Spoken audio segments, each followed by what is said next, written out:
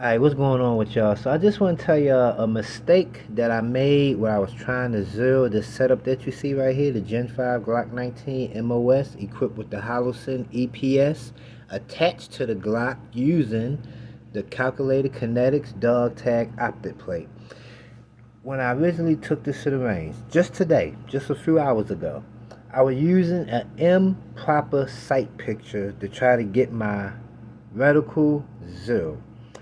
So what I'm going to do is I'm going to roll in a picture, because instead of doing a video, if I can show you a picture, that'll be a lot more better. So let me go ahead, roll in a picture, and then we'll come back to the table. Okay, so this is why I use the picture, because trying to hold and show you what I'm showing you now be damn near impossible on video. So this is the sight picture that I was using at the range, which was causing me to hit low. So basically I was using the iron sights to try to get my sight picture for the optic, and that was not working out for me. That was not working out at all. Eventually I moved the target back into 5 yards and I seen I was still hitting low. Then that's where common sense kind of dawned on me, and then I started doing it the correct way.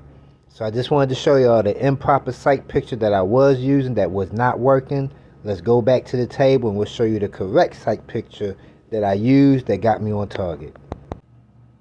So as you can see, I explained everything during the course of showing you the picture as to what I was doing wrong. So eventually I brought the target back into 5 yards, and I still was using the improper sight picture that I just showed you. Then it dawned on me that I'm not doing something right. So I decided to stop using my iron sights to gather my sight picture and just pushing the gun out, sitting it on the bag, and wherever that reticle falls within that glass, that's what I'm gonna work with, and disregard the iron sights that are on the gun. Because it didn't actually dawn onto me that these are on two different planes.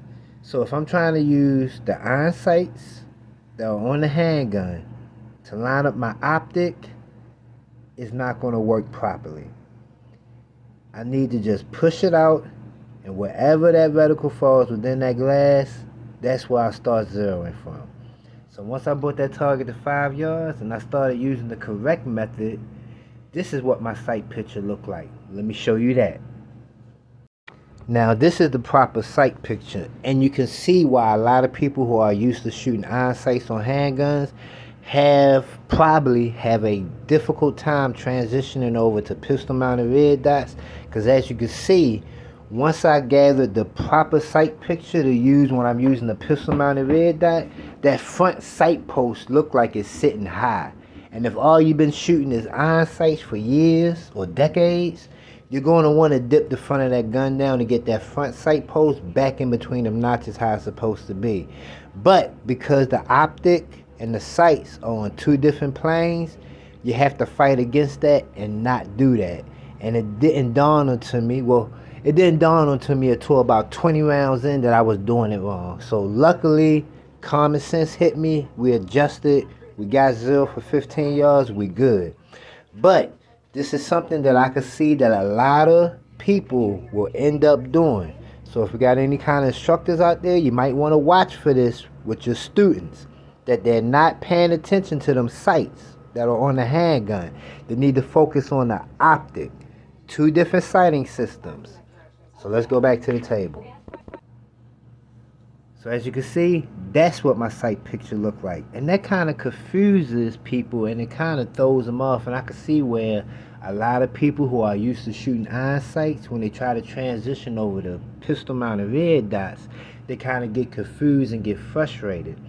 Because as you can see in that picture, and you probably noticed this on your handgun that got red dots too, that front sight post sits high. It's like when you have an optic on your handgun, you got to actually catch your handgun up a little bit, similar to how a rifle is naturally slightly canted up a little bit, so that it'll fall, I can't do it right, so it'll fall in line with your optic at a set distance. So I didn't realize that also applied to a handgun too.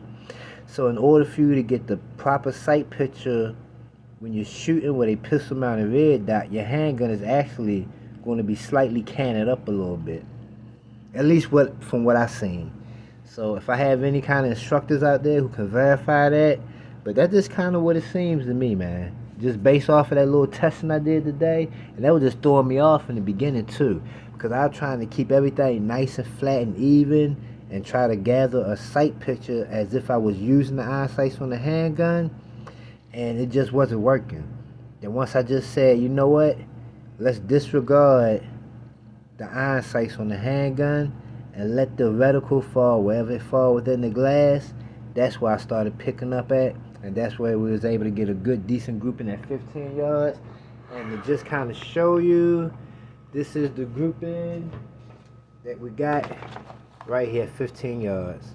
So this is shooting off of the bag, and this is kind of shooting freehand. So I just kind of wanted to share that with y'all, let y'all know some of the mistakes that I made, so hopefully y'all won't make that mistakes. And if we have any instructors out there, y'all might be able to look out for your students to make sure that they're not making the same mistake that I was making. Y'all be blessed, be safe, I'm out.